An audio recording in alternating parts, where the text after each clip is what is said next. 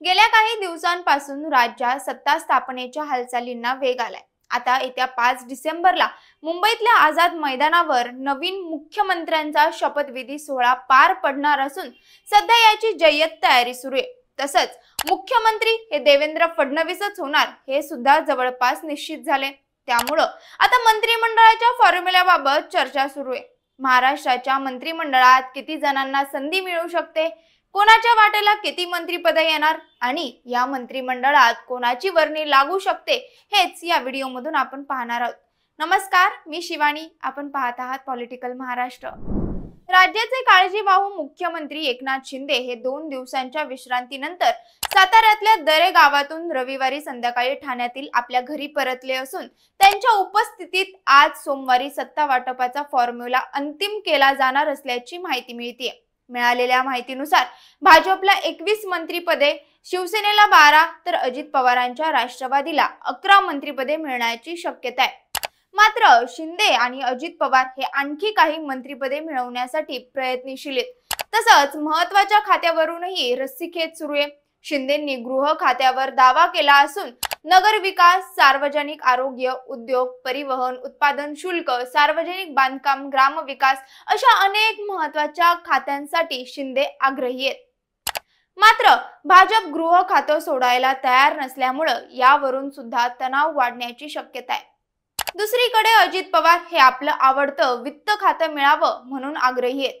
अजित पवारांना या खात्याचा जास्त अनुभव असल्यामुळे वित्त खातं त्यांना द्यायला भाजप तयार होण्याची शक्यता आहे। यासोबतच राष्ट्रवादीला वित्त खात्यासह सहकार, अन्न व नागरी पुरवठा, वैद्यकीय शिक्षण, सामाजिक न्याय, महिला व बालकल्याण विकास, कृषी असे खाती मिळू शकतात। राष्ट्रवादी काँग्रेस ग्रामविकास किंवा सार्वजनिक आरोग्य यांपैकी एक खातं मिळावं म्हणून प्रयत्नशील आहे। आता मंत्रिमंडळात कोणाला संधी मिळू शकते ते पाहूयात। 5 डिसेंबरला आझाद मैदानावर होणाऱ्या शपथविधी सोहळ्यात भाजपकडून देवेंद्र फडणवीस यांच्यासह चंद्रकांत पाटील, गिरीश महाजन, राधाकृष्ण विखे पाटील, सुधीर मुनगंटीवार, डॉक्टर विजयकुमार गावित, रवींद्र चव्हाण, मंगल प्रभात लोढा या जुन्या चेहऱ्यांसह डॉक्टर संजय कुटे, राणा जगजितसिंह पाटील, शिवेंद्र राजे भोसले, किसन कथोरे, राहुल कुल, नितेश राणे, मेघना बोर्डीकर, प्रशांत ठाकूर, रणधीर सावरकर आणि योगेश सागर अशा काही नव्या आणि तरुण चेहऱ्यांचा समावेश केला जाऊ शकतो। तर शिवसेनेमधून एकनाथ शिंदे यांच्यासह दादा भुसे, उदय सामंत, शंभूराजे देसाई, गुलाबराव पाटील, संजय राठोड या जुन्या चेहऱ्यांचा समावेश निश्चित मानला जातोय। तर आशिष जयस्वाल, राजेश क्षीरसागर, भरत गोगावले या चेहऱ्यांनाही संधी मिळू शकते। तसंच राष्ट्रवादी काँग्रेसकडून अजित पवारांसह छगन भुजबळ, हसन मुश्रीफ, अनिल पाटील, दिलीप वळसे पाटील, धनंजय मुंडे, अदिती तटकरे, संजय बनसोडे, माणिकराव कोकाटे या नावांचा समावेश होऊ शकतो।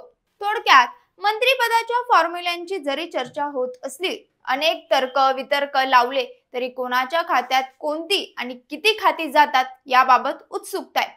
तसंच एकनाथ शिंदे हे उपमुख्यमंत्री पद स्वीकारणार की नाही आणि जर त्यांनी स्वीकारलं नाही तर शिंदे यांच्या ऐवजी कोणाची वर्णी उपमुख्यमंत्री पदावर लावली जाईल हे पाहणं महत्त्वाचं ठरणार आहे। यावर तुम्हाला काय वाटतं हे आम्हाला कमेंट करून नक्की सांगा आणि अशाच ताज्या बातम्यांच्या व्हिडिओ अपडेटसाठी पॉलिटिकल महाराष्ट्र या पेजला लाईक करा, फॉलो करा। धन्यवाद।